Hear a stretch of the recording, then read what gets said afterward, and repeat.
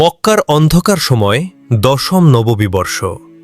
ইসলামের ইতিহাসে এটি ছিল অত্যন্ত শোকের এক বছর, আমুন হুজন বা শোকের বছর।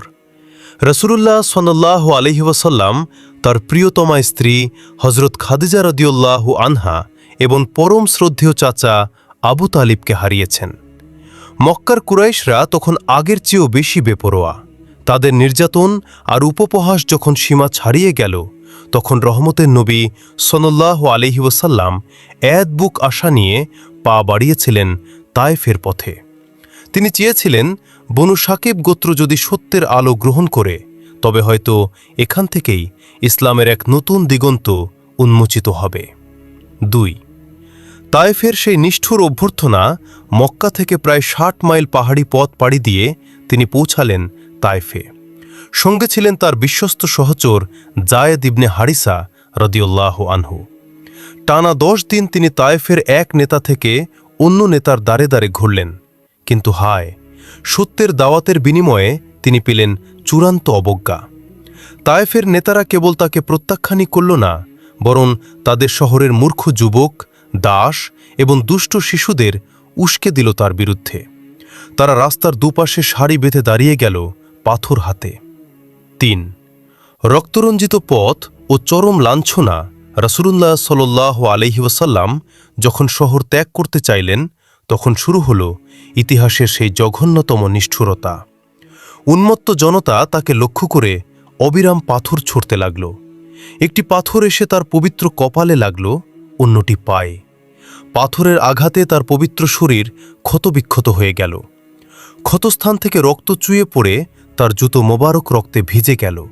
রক্ত জমাট বেঁধে জুতো পায়ের সাথে আটকে গেল। তিনি ব্যথায় ও ক্লান্তিতে বসে পড়লে দুর্বৃত্তরা তাকে টেনে তুলত এবং পুনরায় পাথর মারত। এই নির্মম নির্যাতনে তিনি জ্ঞান হারিয়ে ফেলেছিলেন। 4. আঙ্গুর বাগান ও আল্লাহর কাছে আকুতি। রক্তাক্ত অবস্থায় তিনি আশ্রয় নিলেন শহরতলির এক আঙ্গুর বাগানে। সেখানেই তিনি মহান রবের দরবারে যে ঐতিহাসিক দোয়াটি করেছিলেন, তা শুনলে আজও মুমিনদের চোখ ভিজে ওঠে। তিনি আর্তনাদ করে বলেছিলেন, হে আল্লাহ, আমি কেবল আপনার কাছেই আমার দুর্বলতা, আমার উপায়হীনতা এবং মানুষের কাছে আমার তুচ্ছ হওয়ার অভিযোগ করছি। আপনি যদি আমার উপর অসন্তুষ্ট না হন, তবে আমার আর কোনো পরোয়া নেই। এই দোয়ায় কোনো প্রতিশোধের কথা ছিল না, ছিল কেবল আল্লাহর সন্তুষ্টির আকুতি। 5. জিব্রাইল আলাইহিসসালামের আগমন ও ক্ষমার মহিমা। ঠিক সেই মুহূর্তে আসমানি গায়েবী সাহায্যের দুয়ার খুলে গেল।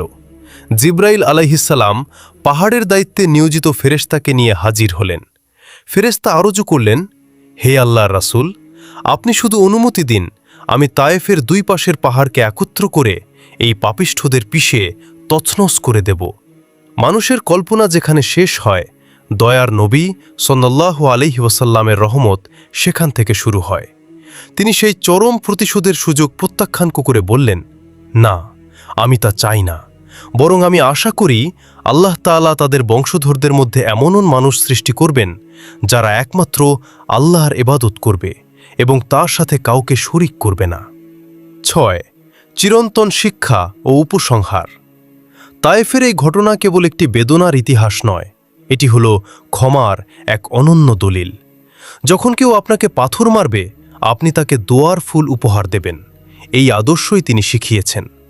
আজ তায়েফের সেই রুক্ষ পাহাড়ে আজানের ধ্বনি প্রতিধ্বনিত হয়, যা প্রমাণ করে যে হিংসা নয়, বরং ভালোবাসা ও ধৈর্যই শেষ পর্যন্ত জয়ী হয়।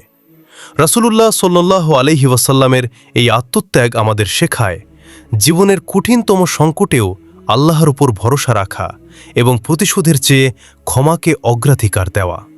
এটি ইসলামের প্রকৃত সৌন্দর্য, আর এটি আমাদের প্রিয় নবীর কালজয়ী আদর্শ।